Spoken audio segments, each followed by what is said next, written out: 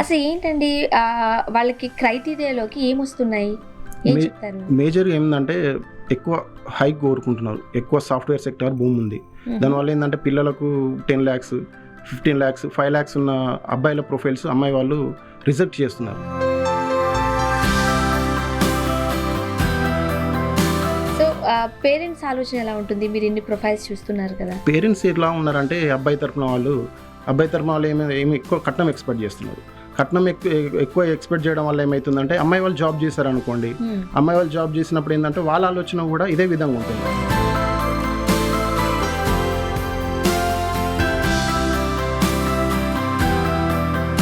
But చాలా దగ్గర మనం వింటూ ఉన్నామండి, 10 రోజుల్లో నెల రోజుల్లో కూడా మేము సంబంధాలు కుదిర్చేస్తాము అంటున్నారు. అవును, అది సాధ్యం కాదండి. ఎందుకంటే 10-20 రోజులు అనేది అది ఆల్రెడీ ఫేక్ మ్యారేజ్ బ్యూరో అనేది మాకు కూడా పర్సనల్ అనుభవం. ఎందుకంటే కానీ పర్సనల్ విషయాలు షేర్ చేసుకోవాలి కదా, లేకపోతే పెళ్ళి అయిన తర్వాత తెలిసింది అనుకోండి ఇబ్బందే కదా. అమ్మాయిని మేము క్యాజువల్గా చూపెట్టాం, పెళ్లి చూపులు చూపెట్టిన తర్వాత కొంతమంది ఏంటంటే మమ్మల్ని పక్కకు పెట్టి వాళ్ళ నెంబర్ తీసుకోవడం జరుగుతుంది. నెంబర్ తీసుకున్న తర్వాత ఏం చేస్తున్నారు? సో ఈ మధ్య కాలంలో ట్రంప్ గారు ఎంత తరిమేసినా సరే ఎన్ఆర్ఐ సంబంధాల వైపు మొగ్గు చూపుతున్న వారు ఎక్కువగానే ఉన్నారు. వాస్తవం. మరి మీరు ఎన్ఆర్ఐ సంబంధాలు కూడా చూస్తారా? చూస్తామండి. రీసెంట్ కూడా ఒకటి. ఓకే, మరి సెకండ్ మ్యారేజ్ వాళ్ళకి అన్ఫార్చునేట్లీ అంతా బాగానే ఉంటుంది. డిఫరెంట్ రీజన్స్ త్రూ ఒంటరి వాళ్ళు అయిపోతారు. మరి అలాంటి వాళ్ళకి ఏమైనా చూస్తారా? చూస్తామండి. రెండవ సంబంధాలు కూడా చూస్తాము. వారికి ఏదైతే మ్యారేజ్ అయిన తర్వాత డైవర్స్ వచ్చిన పేపర్స్ మేము తీసుకుంటాము. వారి కోరికల ప్రకారం మేము చేస్తాము.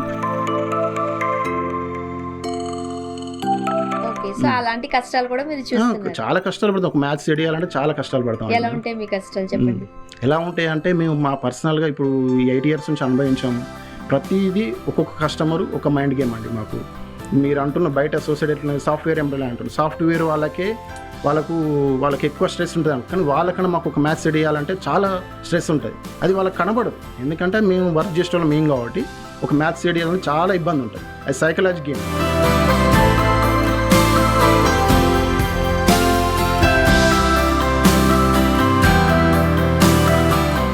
నమస్తే. ఇల్లు కట్టి చూడు, పెళ్లి చేసి చూడు అన్నారు పెద్దలు. ఊరికే అన్నారండి? ప్రస్తుత కాలంలో పెళ్లి సంబంధం రావడం, కుదరడం, పెళ్లి జరగడం అనేది చాలా పెద్ద తతంగంగానే కనిపిస్తోంది. అండ్ ఈ మధ్య కాలంలో అరేంజ్డ్ మ్యారేజెస్ కూడా కాస్త తక్కువ అయ్యాయేమో. అసలు ప్రొఫైల్ వాళ్ళ దగ్గరకు వచ్చినప్పుడు దాన్ని ఎలా చూస్తారు? ఏ కేటగిరీలో దాన్ని విభజిస్తారు? అండ్ పేరెంట్స్ కావచ్చు, పిల్లలకు కావచ్చు, వాళ్ళ క్రైటీరియా ఏంటి? సో ఇన్ని క్వశ్చన్స్ మన మధ్యలో ఉన్నప్పుడు వాటన్నిటికీ చక్కటి సమాధానాలు ఇవ్వడానికి ప్రస్తుతం మనతో పాటు ఉన్నారు ప్రజ్ఞ అద్వైత రెడ్డి మ్యారేజ్ బ్యూరో నుంచి దాసరి వాసుదేవరెడ్డి గారు, అలానే వైఫ్ దివ్యారెడ్డి గారు. వాళ్ళతో మాట్లాడదాం. నమస్తే అండి. నమస్తే అండి స్వర్ణ గారు. వాసుదేవరెడ్డి గారు, 8 years ఎక్స్పీరియన్స్ మీకు. సో మారుతున్న కాలానికి అనుగుణంగా పెళ్లి సంబంధాల ప్రొఫైల్స్లో కూడా చేంజెస్ వచ్చేసాయి కదా. 8 years ఎక్స్పీరియన్స్లో మీరు ఒక 100 నుంచి 150 వరకు పెళ్ళిళ్ళు చేశారు. అంటే చాలా విట్నెసెస్ కూడా ఉన్నాయి, వాళ్ళతో మాట్లాడడం కూడా మేము. ఓకే, మీరేం చెప్తారు? ఈ మారుతున్న ఈ సిచ్యువేషన్స్ కావచ్చు, జనరేషన్స్ కావచ్చు, ఎలా ఉంటున్నాయి ప్రొఫైల్? వాస్తవానికి నేను 2018లో స్టార్ట్ చేసామండి. 2018లో స్టార్ట్ చేసినప్పుడు మనకు ప్రొఫైల్ ఏదైనా వచ్చినా కూడా పేరెంట్స్ పిల్లల గురించి మనకు ఇన్ఫర్మేషన్ ఇచ్చేవారు. పిల్లలు కూడా పేరెంట్స్ చెప్పిన విషయాలు వాళ్ళు ఏదైతే చెప్పారో అది వాళ్ళ మాట వినేవారు. ఏదైతే కరోనా వచ్చి 2020, 21, 22లో కరోనా వచ్చిన తర్వాత డిపెండ్స్ ఆన్ పిల్లల ఆలోచనలు ఏంటంటే చేంజ్ అవుతున్నాయి. పిల్లలు పేరెంట్స్ చెప్పిన మాట వినకపోవడం, పేరెంట్స్లో కూడా కొన్ని ఆలోచనలు చేంజ్ అయ్యాయి. ఎందుకంటే పిల్లలు జాబ్ రావడం, వచ్చిన తర్వాత వాళ్ళు ఇండివిజువాలిటీ రావడం వల్ల ఏంటంటే పిల్లలు చెప్పిన విషయాలు కూడా పేరెంట్స్ రిసీవ్ చేసుకున్నా కూడా పేరెంట్స్ చెప్పిన విషయాలు పిల్లలు వినకపోవడం. పేరెంట్స్ నచ్చట్లేదు, పేరెంట్స్ నచ్చింది అనుకోండి, పిల్లలకు నచ్చట్లేదు. అంతేనా? దివ్య గారు చెప్పండి, ఏమనిపిస్తుంది మీకు? 8 yearsలో 150-200 వరకు మీరు మ్యాచెస్ సెట్ చేశారు. అంత ఈజీ అయితే కాదు నవేడేస్, రైట్? ఏం చెప్తారు? మీరు అన్నట్టు అంత ఈజీ కాదు, కానీ కష్టంగా ఉంది. సో ప్రొఫైల్స్ అన్ని మారిపోయాయి అంటున్నారు. ఓకే, అసలు ఏంటండి వాళ్ళకి క్రైటీరియాలోకి ఏమొస్తున్నాయి? ఏం చెప్తారు? మేజర్ ఏంటంటే ఎక్కువ హైక్ కోరుకుంటున్నారు. ఎక్కువ సాఫ్ట్వేర్ సెక్టార్ భూమి ఉంది. దానివల్ల ఏంటంటే పిల్లలకు 10 lakhs 15 lakhs 5 lakhs ఉన్న అబ్బాయిల ప్రొఫైల్స్ అమ్మాయి వాళ్ళు రిజెక్ట్ చేస్తున్నారు. సరే అమ్మాయి వాళ్ళు జాబ్ చేసినా చేయకున్నా, జాబ్ చేయని పిల్లలు ఏం చేస్తున్నారంటే వాళ్ళ పేరెంట్స్ ఆలోచన ఎట్లుందంటే అమ్మాయి జాబ్ చేస్తుంది 5 lakhs ఉన్నది అనుకోండి, వాళ్ళు 20 lakhs అడుగుతున్నారు. 20 lakhs అడగడం వల్ల ఏమవుతుంది, పిల్లలు ఏమి ఆలోచిస్తారు, యాజ్ ఏ అబ్బాయిగా ఏం ఆలోచిస్తారు, నేను ఒక 20 lakhs హైక్ నాకు ఉంది కాబట్టి అమ్మాయికి మినిమం ఒక 10 lakhs వరకు ఉంటే ఉజ్జిగా ఉంటుందన్న ఉద్దేశంతో అబ్బాయి వాళ్ళు కోరుకుంటున్నారు. కానీ అమ్మాయి వాళ్ళు ఏంటంటే హైక్ కోరుకునేసరికి డిలే అవుతుంది ప్రొఫైల్ అనేది పెళ్లి చేయడానికి. అండ్ మీరు అన్నట్టుగా ఇంతకు ముందు ఎవరో ఒకరు మాత్రమే జాబ్ చేసేవారు. సో అబ్బాయి జాబ్ చేసేవారు, మంచి అమ్మాయి గురించి మనం నిజంగా మాట్లాడుకుంటే కాస్త డౌరీ ఎవరు ఎక్కువిస్తే వాళ్ళ పైపు ఆ ప్రొఫైల్ మొగ్గు చూపేది. బట్ ఇప్పుడు అలా కాదు, ఇద్దరు సంపాదిస్తున్నారు, ఎవరి ఆలోచన వాళ్ళకు ఉంది. అమ్మాయి కూడా అబ్బాయి సంపాదన పట్ల కాస్త అలర్ట్ గానే ఉంటున్నారు. అంటే ఇద్దరి ఆలోచనలు హైగానే ఉంటున్నాయి. ఇప్పుడు ఏదైతే డెవలప్మెంట్ హైదరాబాద్ కానీ, బెంగళూరు కానీ, వైజాగ్ కానీ ఇలాంటి సిటీలో ఇద్దరు భార్యాభర్తలు జీవించాలంటే ఇద్దరు జాబ్ చేయాల్సి వస్తుంది. ఒకరు జాబ్ చేయడం వల్ల ఏమవుతుందంటే వాళ్ళకు డైలీ మంత్లీ ఇన్కమ్ అనేది సరిపోవట్లేం లేదు. అందువల్ల పిల్లల ఆలోచన ఏంటంటే ఇద్దరు జాబ్ చేస్తే ఇప్పుడున్న సిచ్యువేషన్కి సెట్ అవుతుందని వాళ్ళ అభిప్రాయం. పేరెంట్స్ కానీ పిల్లల ఆలోచనలు ఆ విధంగా ఉన్నాయి. అంటే తప్పు కాదు కానండి, వాళ్ళ కోరికల్లో కూడా చేంజెస్ వచ్చాయి. బికాస్ ఆఫ్ ఈ సోషల్ మనం చూస్తూ ఉన్నప్పుడు ఖచ్చితంగా ఒక సొంత ఇల్లు ఉండాల్సిందే, ఒక కారు ఉండాల్సిందే, లేదా బ్రతకలేని పరిస్థితులు వచ్చేసాయి. రెంట్లేమి 10,000 20,000 కూడా లేదు. డబుల్ బెడ్రూమ్ తీసుకున్నామంటే హైదరాబాద్ లాంటి ఏరియాలో 30,000-40,000 పెట్టలేనిదే రెంట్ ఉండలేని పరిస్థితి. వాళ్ళ శాలరీ ఎంత ఉండాలి? మినిమం 1 lakh ఎబో ఉంటేనే బాగుంటుంది అనేది పిల్లల ఆలోచన. అదే విధంగా ఇద్దరు ఆలోచన అదే విధంగా ఉన్నది. ఓకే, సో పేరెంట్స్ ఆలోచన ఎలా ఉంటుంది? మీరు ఇన్ని ప్రొఫైల్స్ చూస్తున్నారు కదా, పేరెంట్స్ ఎట్లా ఉన్నారంటే అబ్బాయి తరఫున వాళ్ళు ఏమి ఎక్కువ కట్నం ఎక్స్పెక్ట్ చేస్తున్నారు. కట్నం ఎక్కువ ఎక్స్పెక్ట్ చేయడం వల్ల ఏమవుతుందంటే అమ్మాయి వాళ్ళు జాబ్ చేశారనుకోండి, అమ్మాయి వాళ్ళు జాబ్ చేసినప్పుడు ఏంటంటే వాళ్ళ ఆలోచన కూడా ఇదే విధంగా ఉంటుంది. మేము జాబ్ చేస్తున్నాం కదా, మా తరఫున పేరెంట్స్ మమ్మల్ని కష్టపడి చదివించారు కాబట్టి మేము ఇదే విధంగా ఉంటామనేది వాళ్ళ ఇండిపెండెంట్గా కోరుకుంటున్నారు. ఓకే, సో ఒక ప్రొఫైల్ మీ దగ్గరకు వచ్చింది అనుకోండి, ఏం చూస్తారు? దివ్య గారు మీరైతే ఏం చూస్తారు? ఒక ప్రొఫైల్ మీ దగ్గరకు వచ్చింది, మీరు దాంట్లో ఏం అబ్జర్వ్ చేస్తారు? వాళ్ళ క్రైటీరియాస్ ఏంటి, మీరేమంటారు? ఫస్ట్ బాబు ఏం చేస్తున్నాడు, జాబ్ చేస్తున్నాడా లేదా, ఎంత సంపాదిస్తున్నాడా లేదా అనేది చూస్తాం. ఓకే, ఇప్పుడు వాసు గారు మీ దగ్గరికి కొన్ని ప్రొఫైల్స్ వస్తాయి, అందులో అమ్మాయిలు ఉంటారు, అబ్బాయిలు కూడా ఉంటారు. సాధారణంగా ఒక ప్రొఫైల్ మీ దగ్గరకు వచ్చినప్పుడు వాట్సాప్ త్రూనే వచ్చిందని అనుకుందాం ఫర్ ఎగ్జాంపుల్, మీరు ఏం చెక్ చేస్తారు, మీరు ఏం చూస్తున్నారు? ఫస్ట్ పేరెంట్స్ ఎవరైతే మాకు కాల్ చేసి అడుగుతారో వాళ్ళ తరపున అబ్బాయి తరపున వాళ్ళ ప్రొఫైల్ తీసుకుంటాం, రీసెంట్ ఫొటోస్. అలాగనే వాళ్ళ సాఫ్ట్వేర్ ఎంప్లాయీస్ అయితేనో వాళ్ళ pay slip last month 3 months back pay slip తీసుకోవడం జరుగుతుంది. ఆ పే స్లిప్ తీసుకొని మా దగ్గర అమ్మాయిల ప్రొఫైల్ వాళ్ళు ఏదైతే ప్రూఫ్స్ అడుగుతారు ఆ ప్రూఫ్స్ అనేది మనం సబ్మిట్ చేయాలి కాబట్టి, అమ్మాయి వాళ్ళకి సబ్మిట్ చేయాలి కాబట్టి అబ్బాయి వాళ్ళ దగ్గర నుంచి మీ ప్రొఫైల్స్ తీసుకొని అమ్మాయి వాళ్ళకి మీ ఇన్ఫర్మేషన్ ఇవ్వడం జరుగుతుంది. అలాగనే అమ్మాయి వాళ్ళు జాబ్ చేసినా కూడా అమ్మాయి వాళ్ళ దగ్గర నుంచి వాళ్ళది శాలరీది పే స్లిప్ అనేది మేము తీసుకోవడం జరుగుతుంది. ఓకే, అంటే ఒక ప్రొఫైల్ మీ దగ్గరకు వచ్చినప్పుడు ఖచ్చితంగా వాళ్ళ శాలరీస్ ఏదైతే ఉంటుందో పే స్లిప్ కంపల్సరీ చూస్తాం, పే స్లిప్ చూస్తాం. ఓకే, అంటే క్యాస్ట్ సర్టిఫికేట్ కావాలంటే? క్యాస్ట్ సర్టిఫికేట్ అంటే ఇప్పుడు కొన్ని క్యాస్ట్లు ఉన్నాయి, ఓసీ అని, అలానే కాపు అని, అలాగనే వేరే క్యాస్ట్ వాళ్ళు ఉన్నాయి, వాళ్ళ సర్టిఫికేట్ అని అడగం, ఎందుకంటే వాళ్ళ పేర్లలో కొన్ని తెలిసిపోతుంటాయి. కంపల్సరీ మ్యాండేటరీ అని అన్నప్పుడు మేము క్యాస్ట్ సర్టిఫికేట్ అనేది తీసుకోవడం జరుగుతుంది. అంటే జాతకాలు దివ్య గారు చాలా మంది జాతకాలు అడుగుతూ ఉంటారుగా? చూస్తూ జాతకాలు కూడా చూస్తూ ఉంటారు. సో ఇప్పుడున్న సిచ్యువేషన్స్ లో జాతకాలు కూడా గట్టిగా చూస్తున్నారండి? జాతకాలకు ఎక్కువ ప్రియారిటీ ఇస్తున్నారండి. ఆ జాతకాల ప్రియారిటీ ఇవ్వడం వల్ల ఏంటంటే పిల్లల ఏజ్ అనేది ఎక్కువ పెరుగుతుంది. ఇప్పుడు ఏదైనా ప్రొఫైల్ అనేది లైవ్ లో చూడాలి. ఇప్పుడున్న పిల్లల ఆలోచన, పేరెంట్స్ ఆలోచన ఏంటంటే మనం ఎన్ని ప్రొఫైల్స్ పెట్టినా కూడా ఆ ప్రొఫైల్స్ ఇంకోటి వన్ మోర్ అనేది అడుగుతున్నారు తప్ప లైవ్లో చూడడానికి ఇంపార్టెన్స్ ఇస్తలేరు. దానివల్ల కొంచెం డిలే అవుతుంది. ఎందుకంటే నా ఎక్స్పీరియన్స్తో నేను చెప్తున్నాను. కొన్ని ప్రొఫైల్స్ ఏంటంటే మేము ప్రొఫైల్స్ పంపిస్తాం, కొంతమంది ఏంటంటే రిజిస్టర్ అవుతారు, రిజిస్టర్ అయిన తర్వాత ఎమ్మటే ఏంటంటే ప్రొఫైల్ పంపించమంటారు. వాళ్ళు ఆల్రెడీ వేరే మ్యాట్రిమోనీ వెబ్సైట్లలో కానీ వేరే బంధువుల ద్వారా కానీ అక్కడ వాళ్ళు ట్రై చేసిన తర్వాత లాస్ట్లో మా దగ్గరకు వస్తున్నారు. దానివల్ల ఏంటంటే 1-2 years అనేది కొంచెం వాళ్ళు టైం వేస్ట్ చేసుకొని మా దగ్గరకు వచ్చిన తర్వాత వాళ్ళు ఎమ్మటే ఏదైతే రిజిస్ట్రేషన్ ఫీజు కట్టుడుతోటే ఎమ్మటే ప్రొఫైల్ పెట్టండి, మాకు 1 monthలో 2 monthsలో కంప్లీట్ చేయాలనే వెర్షన్ వస్తుంది. 1 month 2 monthsలో అనేది కంపల్సరీ కావాలనేది మ్యాండేటరీ కాదండి. ఎందుకంటే మనం ఒక 20 ఇయర్స్ మన బాడీ పెరగడానికి 25 ఇయర్స్ అయింది. కంపల్సరీ మ్యారేజ్ విషయంలో కంపల్సరీ మనం 3 మంత్స్ నుంచి 6 మంత్స్ పీరియడ్ తీసుకోవాలనేది నా అభిప్రాయం. ఓకే, ఆ పేషెన్స్ అయితే ఉండాలి అంటారు. ఉండాలి. బట్ చాలా దగ్గర మనం వింటూ ఉన్నామండి, 10 రోజుల్లో, నెల రోజుల్లో కూడా మేము సంబంధాలు కుదిర్చేస్తాము అంటున్నారు. అవును, సాధ్యమా అది? సాధ్యం అది సాధ్యం కాదండి. ఎందుకంటే 10-20 రోజులు అనేది అది ఆల్రెడీ అది ఫేక్ మ్యారేజ్ బ్యూరో అనేది మాకు కూడా పర్సనల్ అనుభవం. ఎందుకంటే మా భార్యాభర్తలది కూడా ఒక మ్యారేజ్ బ్యూరో ద్వారానే అయింది. దానికి కూడా ఒక 6 మంత్స్ టైం పట్టింది. తను మా దగ్గర వ్యక్తి మీడియేటరు, తనకు నా ప్రొఫైల్ ఇచ్చాను, నా భార్య ప్రొఫైల్ కూడా తను కూడా ఒక 3 మంత్స్ బ్యాక్ ఇచ్చారట. వాళ్ళు వేరే వేరే బ్యూరోలలో వేరే తెలిసిన మీడియేటర్ల ద్వారా వాళ్ళకి ఇచ్చిన తర్వాత కూడా వీళ్ళ అమ్మాయి వాళ్ళు కోరికల ప్రకారం ఏమైందంటే కొంచెం డిలే అయింది. అది నాది నేను లైవ్లో వాళ్ళు ఏం చేస్తారంటే మీడియేటర్ లైవ్లో ఇద్దరిని కూర్చోబెట్టిన తర్వాత మా మా కుటుంబాల ఆలోచన విధానం దగ్గరికి అయిన తర్వాత మేము ముందుకెళ్ళడం జరిగింది. ఓకే, సో మీది కూడా మ్యారేజ్ బ్యూరో నుంచే వచ్చింది ప్రొఫైల్. ఓకే, సో మీది ఎక్స్పీరియన్స్ ఉంది కాబట్టి అసలు ప్రాసెస్ ఎట్లా ఉంటుందో ఒకసారి చెప్తారా నాకు? ప్రాసెస్ ఎట్లా ఉంటుంది అంటే మాకు డైరెక్ట్ కాల్ చేయొచ్చు అండి. మా ప్రజ్ఞా అద్వైత రెడ్డి మ్యారేజ్ బ్యూరోకు కాల్ చేయొచ్చు. ఆ కాంటాక్ట్ నెంబరు, మీ బయోడేటా, అలాగే రీసెంట్ ఫొటోస్. కొంతమంది కస్టమర్స్ ఏం చేస్తున్నారంటే 1-2 ఇయర్స్ నుంచి బయట వేరే ఏదైతే ట్రై చేస్తున్నారో అదే ఫొటోస్ కానీ బయోడేటా కానీ మాకే అవే పంపిస్తున్నారు. దీనివల్ల ఏంటంటే బయట వేరే బ్యూరోల పంపించడం వల్ల అది ప్రొఫైల్ అనేది పెండింగ్ ప్రొఫైల్ అనేది ఆటోమేటిక్గా తెలిసిపోతుంది. దానివల్ల ఇంకా డిలే అవుతుంది. యాజ్ నేను మీడియేటర్గా నాకు ఎవరైతే పరిచయం అవుతారో ఆ కస్టమర్కి నేను ఒకటే విషయం చెప్తాను, మీరు ఏదైనా నన్ను కాంటాక్ట్ అయినప్పుడు ఫస్ట్ ఫ్రెష్ ప్రొఫైల్స్ అంటే మీరు రీసెంట్ ఫొటోస్ బయోడేటా కూడా రీసెంట్గా మాడిఫై చేసిన తర్వాత నేను తీసుకోవడం జరుగుతుంది. ఓకే, సో ప్రొఫైల్ తీసుకున్నారు, ప్రొఫైల్ అంతా మీరు అబ్జర్వ్ చేశారు, ఒక 2 మ్యాచెస్ మీకు కలిసే అవకాశాలు ఉన్నాయేమో అని ఫస్ట్ మీకు అనిపిస్తుంది. అవును, అప్పుడు మీరు పేరెంట్స్ కి చెప్తాము. మేము లైవ్ మీట్ అంటున్నారు కదా, అది ఎట్లా అరేంజ్ చేస్తారు? లైవ్ అంటే ఇప్పుడు మేము ఏదైతే ప్రొఫైల్ పంపించిన తర్వాత అబ్బాయి వాళ్ళు కానీ అమ్మాయి వాళ్ళు కానీ ఫస్ట్ వాళ్ళు తీసుకొని, కొంతమంది అంటే జాతకాల ప్రియారిటీ ఇస్తున్నారు. ఆ జాతకాలు కలిసినాయి అనుకోండి, వాళ్ళు మాకు ఇన్ఫర్మేషన్ ఇస్తారు.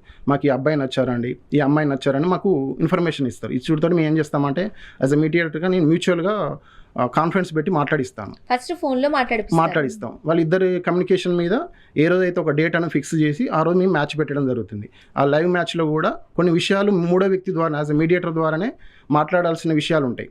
వాళ్ళు డైరెక్ట్ కాంటాక్ట్ కావడం వల్ల అవుతుందంటే కొన్ని ఎంగేజ్మెంట్, నాకు కూడా కొన్ని పర్సనల్గా అనుభవం అయినాయి. ఎంగేజ్మెంట్ కొన్ని క్యాన్సిల్ అయినాయి. ఏంటంటే వాళ్ళ పర్సనల్ విషయాలు అమ్మాయి అబ్బాయి షేర్ చేసుకోవడం వల్ల అవి కొన్ని ఎంగేజ్మెంట్ వరకు వచ్చి క్యాన్సిల్ కావడం జరిగింది. అందుకే యాజ్ అ మీడియేటర్గా కొంతమంది పక్కకు పెడుతున్నారు. అట్లా పెట్టకుండా మ్యాచ్ ఎంగేజ్మెంట్ వరకు మీడియేటర్ ఉంచుకొని ఎంగేజ్మెంట్ తర్వాత మీరు కాంటాక్ట్ నెంబర్స్ అబ్బాయి అమ్మాయి ఇవ్వద్దు. ఇచ్చినా కూడా తక్కువ మాట్లాడితే మీకు మ్యాచ్ కూడా సక్సెస్ఫుల్గా ముందుకెళ్తుంది. ఓకే, సో కాస్త జాగ్రత్తలు తీసుకోవాలి. ఇప్పుడు ఒక ప్రొఫైల్ మీ దగ్గరకు వచ్చినప్పుడు మీరు ఎలాంటి జాగ్రత్తలు తీసుకుంటారు? మేము వారి ఆధార్ కార్డు కానీ అలాగనే వాళ్ళకి సంబంధించిన పే స్లిప్ కానీ ఏదైతే జాబ్ చేస్తారో వాళ్ళకి సంబంధించిన డీటెయిల్స్, అలాగే మా మీడియేటర్లు కూడా ఉంటారు. వారి ఏరియా ప్రాంతాలలో మీడియేటర్స్ ఉంటారు. ఆ మీడియేటర్ ద్వారా వాళ్ళ గురించి మేము గ్యాదర్ చేసి వాళ్ళ పేరెంట్స్కి మేము ఇన్ఫర్మేషన్ ఇవ్వడం జరుగుతుంది మా తరఫున. అలా మాది కూడా మీరు మ్యాండేటరీ చేయొద్దు. మీ తరఫున కూడా మీరు ఎంక్వైరీ చేసుకోవాలి. మీరే ఫస్ట్ మాది ఎంక్వైరీ మేము మా తరఫున మేము కొంత చేస్తాం, కానీ మేము కొంత ఇన్ఫర్మేషన్ ఇస్తాము. అది కూడా మాది కరెక్టా కాదనేది కూడా మీరు ఫైనలైజ్ చేసుకోవాలి. మీరు కూడా ఎంక్వైరీ చేసుకోవాలి. ఎంక్వైరీ చేసుకొని ఫైనలైజ్ చేసుకోవాలి. ఓకే, సో ఇప్పుడు ఈ జాతకాలు, డౌరీస్ ఇవన్నీ కామనే కాబట్టి ఇవన్నీ మీ త్రూనే మాట్లాడతారా, వాళ్ళు పర్సనల్ గా మాట్లాడుకుంటారా? మా త్రూ మాట్లాడితేనే బాగుంటుంది అనేది నా అభిప్రాయం. ఏదైతే వాళ్ళు మమ్మల్ని కాదని పక్కకి వెళ్ళిన తర్వాత వాళ్ళు ఏంటంటే ఇండివిజువాలిటీ పెరిగింది. సెల్ఫ్ ఏంటంటే కొన్ని ఈగోస్ కాడికి పోయి కొన్ని మ్యాచెస్ ఫెయిల్యూర్ అవుతున్నాయి. ఎందుకంటే మీడియేటరు పెళ్లి సంబంధాల కాడ మీడియేటర్ అనే వ్యక్తి ఉంచుకుంటేనే మీరు బాగుంటుంది అనేది నా అభిప్రాయం. దివ్య గారు, ఇప్పుడు వాసు గారు చెప్పినట్లు పెళ్లి సంబంధం ఒక్కసారి ఒక స్టెప్ ఫార్వర్డ్ అయిన తర్వాత వాళ్ళు ఎంట్రీ అయిపోతున్నారు, వాళ్ళు మాట్లాడుకుంటున్నారు. సో దానివల్ల కొన్ని ఫెయిల్యూర్ అవుతున్నాయి అంటున్నారు కదా, ఎలా అవుతున్నాయి మీరు ఏమైనా చెప్తారా? ఎలా అవుతున్నాయి అంటే ఇప్పుడు ఒకరికొకరికి వీళ్ళు మాట్లాడుకుంటా ఉంటారు కదా, అట్లా ఏదైనా చిన్న డిస్టర్బెన్స్ కానీ అవి వస్తున్నాయి. అంటే కొన్ని చెప్తారు, కొన్ని చెప్పరు అట్లా. ఓకే, అసలు మాట్లాడుకుని డైరెక్ట్ అయిపోతుంటే ఇబ్బంది అవుతుంది. పర్సనల్ విషయాలు చెప్తున్నారు, కానీ పర్సనల్ విషయాలు షేర్ చేసుకోవాలి కదా, లేకపోతే పెళ్ళి అయిన తర్వాత తెలిసింది అనుకోండి ఇబ్బందే కదా. కొన్ని చెప్పేటి ఉంటే కొన్ని చెప్పని ఉంటాయండి. కొంతమంది కస్టమర్ ఏం చేస్తున్నారంటే వాళ్ళు మ్యారేజ్ సంథింగ్ ఒక చిన్న నాకు అనుభవం ఎక్స్పీరియన్స్ మీకు చెప్తాను. అమ్మాయిని మేము క్యాజువల్గా చూపెట్టాం, పెళ్లి చూపెట్టిన తర్వాత కొంతమంది ఏంటంటే మమ్మల్ని పక్కకు పెట్టి వాళ్ళ నెంబర్ తీసుకోవడం జరుగుతుంది. నెంబర్ తీసుకున్న తర్వాత ఏం చేస్తున్నారు, అమ్మాయి మాట్లాడుకున్న వరకు ఓకే, ఎంతవరకు అంత మాట్లాడుకుంటే ఓకే. కొన్ని ఏం చేస్తున్నారంటే వాళ్ళ పర్సనల్ విషయాలు, అమ్మాయి క్యాజువల్గా ఫోన్ చేసి మీకు ఏమైనా పెళ్ళికి ముందు ఏమన్నా బాయ్ ఫ్రెండ్ గర్ల్ ఫ్రెండ్ అడిగేసరికి వాళ్ళు నా పర్సన్ అని ఫ్రీ అయిపోయి మొత్తం విషయాలు చెప్పడం జరుగుతుంది. దానివల్ల ఏంటంటే అదే పాయింట్అవుట్ చేసుకొని మ్యాచ్ క్యాన్సిల్ చేసుకోవడం జరుగుతుంది. ఓకే, ఒక రకంగా చెప్పాలంటే మన పాస్ట్ తెలియడం మంచిదే కదా, తర్వాత ఎలాంటి ఇబ్బంది అవుతుందేమో అని ఒక భయం ఉంటుంది. సాధారణంగా ఇప్పుడు నా పర్సనల్ లైఫ్ ఏదైనా ఉంది, మీడియేటర్కి చెప్పలేను, బట్ నేను ఒక వ్యక్తిని నమ్మి వాళ్ళతో వివాహ బంధంలోకి అడుగు పెట్టాలి అని అనుకునేటప్పుడు ఎలాంటి పర్సనల్స్ లేకుండా చెప్పేసుకోవడం మంచిది, బెస్ట్. మరి అలా చెప్తున్నప్పుడు క్యాన్సిల్ అవుతున్నాయి అంటున్నారు కదా, మరి అలా చెప్పకూడదంటే ఇబ్బంది కదా రేపొద్దుట, ఏమంటారు? దాంట్లో కొన్ని విషయాలు చెప్పేటివి ఉంటే చెప్పని ఉంటాయండి. ప్రతిదీ డీప్గా అనలైజ్ చేసుకోవడం వల్ల ఏమవుతుంది అంటే వాళ్ళు నా పర్సన్ అని మనం చెప్తాం, కానీ ఎదుటి వ్యక్తి అది పాజిటివ్గా అర్థం చేసుకోకపోవచ్చు. పాజిటివ్గా అర్థం చేసుకుంటే ఇబ్బంది లేదు. ఈ రోజులలో ఏంటంటే మైండ్ సెట్ మీరు అన్నది వాస్తవం, మైండ్ సెట్ కాడ పోతుంది. తను పాజిటివ్ తీసుకోవచ్చు, నెగిటివ్ తీసుకుంటే మీ ఇద్దరి మధ్యలో కమ్యూనికేషన్ పోతుంది. యాజ్ ఎ మీడియేటర్గా మీ ఇంత వర్క్ చేసింది కూడా డ్రాప్ అవుతుంది. ఓకే, సో కాస్త జాగ్రత్తగా ఉండాలి అని అంటున్నారు. ఇప్పుడు మీరు ప్రొఫైల్స్ మీ దగ్గరకు వచ్చినప్పుడు పేరెంట్స్ వైజ్ కావచ్చు, లేదు అని అంటే పిల్లల తరపు నుంచి కావచ్చు, అమ్మాయి అయినా అబ్బాయి అయినా కోరికలు చాలా గుర్రాలుగా మారిపోయాయి. ఓకే, ఎలా ఉన్నాయంటారు? సిచ్యువేషన్ ఎట్లున్నదంటే ఎవరి కోరికలు వారకున్నాయండి. ఇండివిజువాలిటీ పెరిగిపోయింది. ఇండివిజువాలిటీ పెరిగిపోవడం వల్ల ఏంటంటే ఇప్పుడు మాలాంటి మీడియేటర్లకు కూడా సంబంధాలు సెట్ చేయడానికి చాలా ఇబ్బంది అవుతుంది. ఇప్పుడున్న సిచ్యువేషన్లో పిల్లల ఆలోచన కానీ తల్లిదండ్రుల ఆలోచన కానీ కంపేరింగ్ జోన్లోకి పోవద్దు. కంపేరింగ్ జోన్లో పోతే ఇప్పుడు ఒక అమ్మాయి నాకు ఫోన్ చేసింది, మా ఫ్రెండ్ ఈ విధంగా సెటిల్ అయింది, నాకు అదే విధంగా ప్రొఫైల్ కావాలంటే మాత్రం మా మ్యారేజ్ బ్యూరో వల్ల కూడా కాదు, మాలాంటి వాళ్ళు ఎలాంటి అంతమంది చేసినా కాదు, కంపేర్ జోన్లోకి పోవద్దు. ఇప్పుడు మన జాబ్ లెవెల్లో ఆ విధంగా ముందుకెళ్తేనే బెస్ట్ అనేది నా అభిప్రాయం. ఓకే, అండ్ మీ తరపు నుంచి కూడా మీరు కొన్ని జాగ్రత్తలు చెప్తాం, మేము సజెషన్ చెప్తాం. ఏవైతే సజెషన్ చెప్పినప్పుడు కస్టమర్ వినిపించుకుంటారో అది వాళ్ళ మ్యాచ్ సక్సెస్ అవుతున్నాయి, వాళ్ళు హ్యాపీగా ఉంటున్నారు. ఓకే, సో ఈ మధ్య కాలంలో ట్రంప్ గారు ఎంత తరిమేసినా సరే ఎన్ఆర్ఐ సంబంధాల వైపు మొగ్గు చూపుతున్న వారు ఎక్కువగానే ఉన్నారు. వాస్తవం. మరి మీరు ఎన్ఆర్ఐ సంబంధాలు కూడా చూస్తారా? చూస్తామండి. రీసెంట్గా కూడా ఒకటి యూఎస్ఏ మ్యాచ్ నేను సక్సెస్ఫుల్గా కంప్లీట్ చేశాను. దాంట్లో అబ్బాయి అమ్మాయి 2 నాయే. ఆ మీడియేటర్ నేను ఉండడం వల్ల వాళ్ళకి ప్రతిదీ నేను కొన్ని సజెషన్లు ఇచ్చాను. వాళ్ళని అది నేను చెప్పిన విషయాలు ఏదైతే నేను చెప్పిన అడ్వైస్ తీసుకున్నారో వాళ్ళది హ్యాపీగా మ్యారేజ్ అయింది, వాళ్ళు సక్సెస్ఫుల్గా ముందుకెళ్తున్నారు. ఓకే, ఇప్పుడు ఎన్ఆర్ఐ సంబంధాలు అంటే మనకు తెలిసిందే అండి, చాలా మోసాలు జరుగుతున్నాయి. కాబట్టి ఎన్ఆర్ఐ సంబంధాలు చూసేటప్పుడు మీరు ఏమి క్వాలిటీస్ చూస్తారు, వాళ్ళ క్రైటీరియాస్ ఎట్లా ఉంటున్నాయి, ఎలాంటి జాగ్రత్తలు తీసుకుంటారు? ఎన్ఆర్ఐ సంబంధాలు మాకు డైరెక్ట్ కాంటాక్ట్ అయితే మేము ప్రతిదీ ఇన్ఫర్మేషన్ ఇస్తామండి. కొంతమంది కస్టమర్లు ఏం చేస్తున్నారు అంటే వేరే మ్యారేజ్ వెబ్సైట్లలో పేమెంట్ చేసి 1 or 2 years వేస్ట్ చేసుకొని దాంట్లో ప్రీమియర్ కస్టమర్స్ కూడా ఉన్నారు. ప్రీమియర్ కస్టమర్స్ కూడా అక్కడ పేమెంట్ చేసి టైం వేసిన తర్వాత మా దగ్గరకు వస్తున్నారు. దానివల్ల ఏజ్ గ్యాప్ వస్తుంది. ఏజ్ గ్యాప్ 30 years 35 years అయ్యేసరికి ఏమవుతుందంటే అబ్బాయిలలో స్పర్మ్ కౌంట్ తక్కువ అవుతుంది. దాని తర్వాత పిల్లలు కావడానికి తక్కువ శాతం ఉంటుంది. అందుకే చాలామంది జాబ్ వచ్చిన కొత్తలనే మ్యారేజ్ చేస్తే బాగుంటుంది అనేది నా అభిప్రాయం. అండ్ ఈ మధ్య కాలంలో మీరు అన్న పాయింట్ గురించి కూడా మనం డిస్కస్ చేయాలి. సంబంధాలు అన్నీ కూడా 30 ఏళ్ళు వచ్చిన వాళ్ళు పెళ్లిళ్ళు కాని పిల్లలే ఉన్నారు. నా దగ్గర 40-45 సంవత్సరాల వాళ్ళు కూడా ఉన్నారండి. పిల్లలు 40-45 సంవత్సరాలు ఉన్నారు. వాళ్ళు ఇలాంటి కొన్ని విషయాల్లో డిలే చేయడం వల్లనే ఇంత వాళ్ళ ఏజ్ వచ్చింది. ఇప్పుడు వాళ్ళ కోసం నేను ప్రొఫైల్స్ పెట్టినా కూడా దొరకడం లేదు. అంత గ్యాప్ అయ్యేసరికి ఏంటంటే ఉంటున్నారు పిల్లలు. వాళ్ళు ఎవరు ఉంటున్నారు, మ్యారేజ్ డైవర్స్ అయిన పిల్లలు ఉంటారు. వాళ్ళకు ఒక పాప బాబు ఉండేసరికి వీళ్ళు మ్యారేజ్ చేసుకోవడానికి ముందుకు వస్తలేరు. ఓకే, సో అలాంటి కష్టాలు కూడా మీరు చూస్తున్నారు? చాలా కష్టాలు పడతాం. ఒక మ్యాచ్ సెట్ చేయాలంటే చాలా కష్టాలు పడతాం. ఎలా ఉంటాయి మీ కష్టాలు చెప్పండి? ఎలా ఉంటాయి అంటే మేము మా పర్సనల్గా ఇప్పుడు 8 years నుంచి అనుభవించాము. ప్రతిదీ ఒక్కొక్క కస్టమర్ ఒక మైండ్ గేమ్ అండి మాకు. మీరు అంటున్న బయట సొసైటీ సాఫ్ట్వేర్ ఎంప్లాయీ అంటున్నారు. సాఫ్ట్వేర్ వాళ్ళకి ఎక్కువ స్ట్రెస్ ఉంటుంది, కానీ వాళ్ళకన్నా మాకు ఒక మ్యాచ్ సెట్ చేయాలంటే చాలా స్ట్రెస్ ఉంటుంది. అది వాళ్ళకి కనబడదు, ఎందుకంటే మేము వర్క్ చేసే వాళ్ళం మేము కాబట్టి. ఒక మ్యాచ్ సెట్ చేయాలంటే చాలా ఇబ్బంది ఉంటుంది. అది సైకలాజీ గేమ్ అది. ఓకే, సో మీరు చాలా ఇబ్బంది పడతాం. ముఖ్యంగా ఎన్ఆర్ఐ సంబంధాల్లో మీరు ఎలాంటి జాగ్రత్తలు తీసుకుంటారు? ఎన్ఆర్ఐ సంబంధాలు అయితే మేము కంపల్సరీ అబ్బాయి ఏదైతే స్టేట్లో ఉంటాడో, ఏదైతే అక్కడ ఉన్న ప్లేస్ది కానీ వాళ్ళ కంపెనీ పే స్లిప్ కానీ కంపల్సరీ తీసుకుంటాము. అమ్మాయి వాళ్ళకు మేము డాటా ఇస్తాం. వాళ్ళు కూడా ఆన్లైన్లో చెక్ చేసుకుంటారు. వాళ్ళు లైవ్లో ఏదైతే యూఎస్ఏ మ్యాచ్ అయినా కానీ, కెనడా కానీ, లండన్ కానీ, అలాగనే సింగపూర్ కానీ, ఏ కంట్రీలో ఉన్నా కూడా అక్కడ వాళ్ళకు సంబంధించిన బంధువులు కానీ ఎవరో ఒకరు ఉంటారు. వాళ్ళ ద్వారా గ్యాదర్ చేసుకుంటారు. ఆ ఇన్ఫర్మేషన్ కరెక్ట్ ఉంటేనే ముందుకెళ్తారు. ఏదైనా రాంగ్ ఇన్ఫర్మేషన్ వచ్చింది అనుకోండి, నేను కూడా వాళ్ళకు చెప్తాను, ఇది రాంగ్ ఇన్ఫర్మేషన్ అండి, నేను ఈ ప్రొఫైల్ క్యాన్సిల్ చేసుకోండి, వేరే ప్రొఫైల్ మూవ్ చేద్దామని చెప్పడం జరుగుతుంది. ఓకే, మీరు కూడా వాళ్ళని అలర్ట్ చేస్తారు? చేస్తాం, కంపల్సరీ మా మ్యారేజ్ బ్యూరో ద్వారా చేస్తామండి. ఈ మధ్య కాలంలో మనం చూస్తున్నాం, సాఫ్ట్వేర్ కంపెనీలో ఉన్నప్పుడు లే ఆఫ్స్ ఉంటున్నాయి, ట్రంప్ అక్కడి నుంచి పంపించేస్తున్నారు.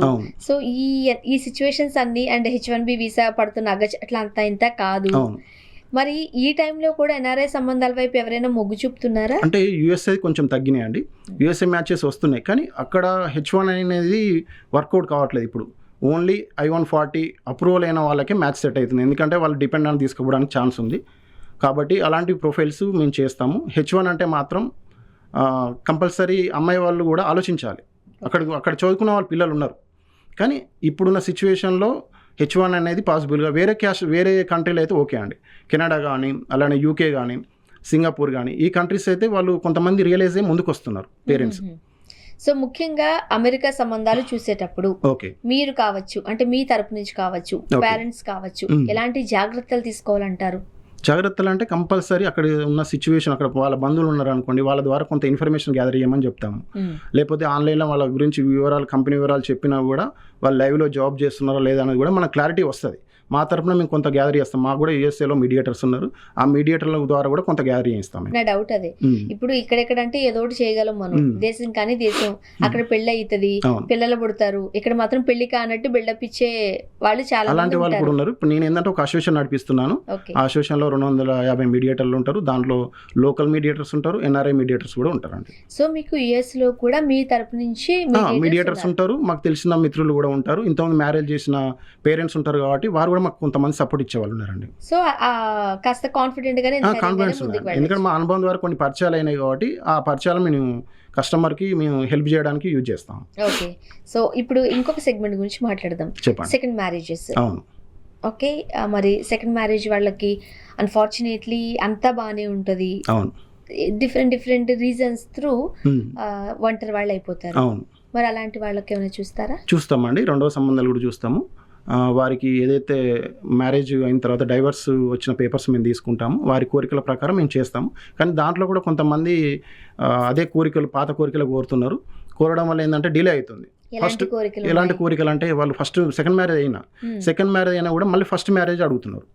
ఫస్ట్ మ్యారేజ్ అడగడం వల్ల ఏమవుతుందంటే ఫస్ట్ మ్యారేజ్ చేసుకోవచ్చు, తర్వాత వాళ్ళిద్దరి మధ్యలో కూడా మిస్కమ్యూనికేషన్స్ వస్తాయి. అంటే అమ్మాయిలు ఎక్కువగా చూస్తున్నామా, ఇది అబ్బాయిలు ఎక్కువ? ఇద్దరు అడుగుతారు, ఎక్కువ అమ్మాయి వాళ్ళు అడుగుతున్నారు.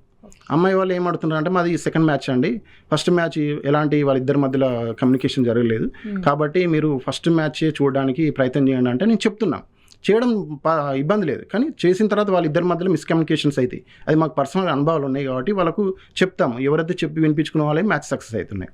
ఓకే, ఇప్పుడు ఈ మధ్య కాలంలో ఇంతకుముందు మీరు అన్నట్టు ఏజ్ పెరిగిపోతుంది. అవును, వాస్తవం. పెళ్లి చేసుకోవడానికి ఇష్టపడట్లేదు. మీరేం చెప్తారు, ఏ టైంలో రైట్ డెసిషన్ తీసుకోవాలంటారు?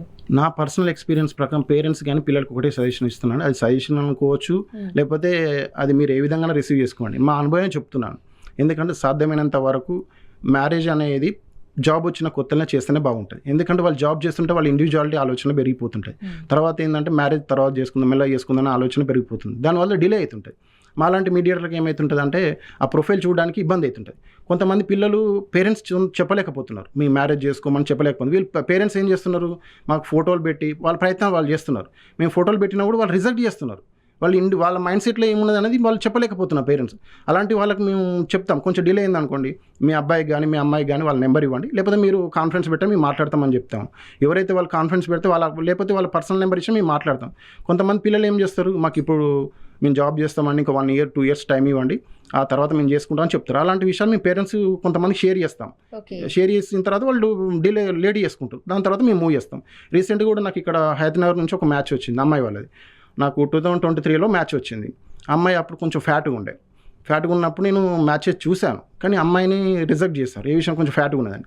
తర్వాత నాకు 1 year తర్వాత అమ్మ బాడీ లాంగ్వేజ్లో తేడా వచ్చింది, తర్వాత కొంచెం వెయిట్ లాస్ అయిన తర్వాత నేను మొన్న మ్యాచ్లు పెడుతున్నాను, ఒకటి లైన్లో ఉంది. ఇప్పుడు రేపు ఫిబ్రవరిలో మ్యాచ్ పెట్టే ఛాన్స్ ఉంది. ఓకే.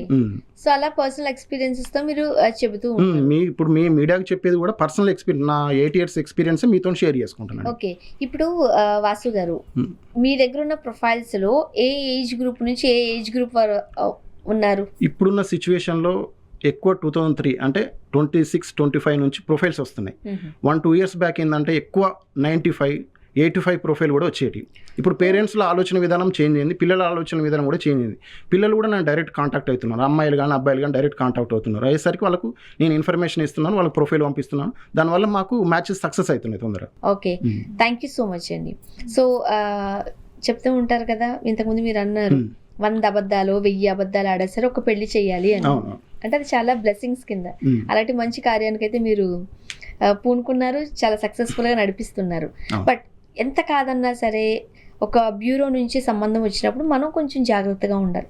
మీ సైడ్ నుంచి మీరు, వాళ్ళ సైడ్ నుంచి వాళ్ళు. అవునండి. ఫైనల్గా ఏం చెప్తారు? ఇటు పేరెంట్స్ కావచ్చు, పిల్లలకి కావచ్చు, ఏమంటారు? నేను ఫైనల్గా మా మ్యారేజ్ బ్యూరో తరపున కానీ నేను చెప్పదలుచుకున్న విషయం ఏదున్నా కూడా తల్లిదండ్రులైనా పిల్లలైనా కూడా మ్యారేజ్ చేసుకోవాలనుకున్న వాళ్ళు కంపల్సరీ ఒక 6 months or 3 months అనేది మీరు వెయిట్ చేయాలి. అలాగనే జాబ్ వచ్చిన కొత్తలో మీరు ప్రయత్నాలు చేయాలి. మినిమం 25 years 30 బిలో లోపే మీరు మ్యారేజ్ చేయడానికి ప్రయత్నాలు చేయాలి. సో మళ్ళీ ఏజ్ గ్యాప్ అవుతుంటే ఇబ్బంది అయిపోతుంది, చాలా ఇబ్బంది అవుతుంది. ఏజ్ ఎక్కువైనా కొద్ది ఏంటంటే ప్రొఫైల్స్ దొరకడం లేదండి.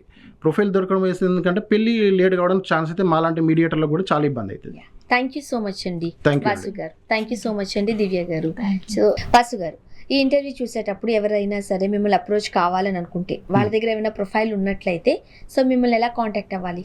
మీరు ఏదైతే కింద స్క్రోలింగ్ అయిన నెంబర్కు మీరు కాంటాక్ట్ నెంబర్కు సంప్రదించండి. ఓకే, మీ వాసు గారు ఆర్ దివ్య గారు ఇద్దరి నెంబర్లు మేము ఇవ్వడం జరుగుతుంది. ఇద్దరికి కాల్ చేసి మాట్లాడవచ్చు. మా వాట్సాప్ నెంబర్లు ఇస్తాము, మా వాట్సాప్ నెంబర్ కాంటాక్ట్ కావచ్చు. మేము ఫోన్ లిఫ్ట్ చేయకుండా కూడా మీరు మీ బయోడేటా ఫొటోస్ పంపిస్తే మేము ఫ్రీ ఉన్న టైంలో మీకు కాల్ చేసి మాట్లాడతాం. ఓకే. ప్రజ్ఞ అద్వైత రెడ్డి మ్యారేజ్ బ్యూరోను ఎవరైనా సంప్రదించాలి అనుకుంటే కనుక, రెడ్డి అని ఉంది కాబట్టి ఓన్లీ రెడ్డి కమ్యూనిటీకి మాత్రమే కాదండి, ఎనీ కాస్ట్ వాళ్ళు సంబంధాలు చూస్తున్నారు కాబట్టి మీ దగ్గర ఏదైనా ప్రొఫైల్ ఉన్నట్లయితే కింద స్క్రోల్ నెంబర్కి కాల్ చేయండి, వాళ్ళు మీకు టచ్లోకి వస్తారు. మీకు ఎలాంటి డౌట్ ఉన్నా సరే మీరు క్లియర్గా వాళ్ళతో మాట్లాడచ్చు. సో లేడీస్ అయితే ఇంకొంచెం షేర్ చేసుకోవాలనుకున్న వాళ్ళకి దివ్యారెడ్డి గారు కూడా అందుబాటులో ఉంటారు కాబట్టి ఇంకెందుకు ఆలస్యం, మీ దగ్గర ఏదైనా ప్రొఫైల్ ఉన్నట్లయితే వెంటనే వాళ్ళకి కాల్ చేయండి, వాళ్ళతో మాట్లాడండి. Thank you.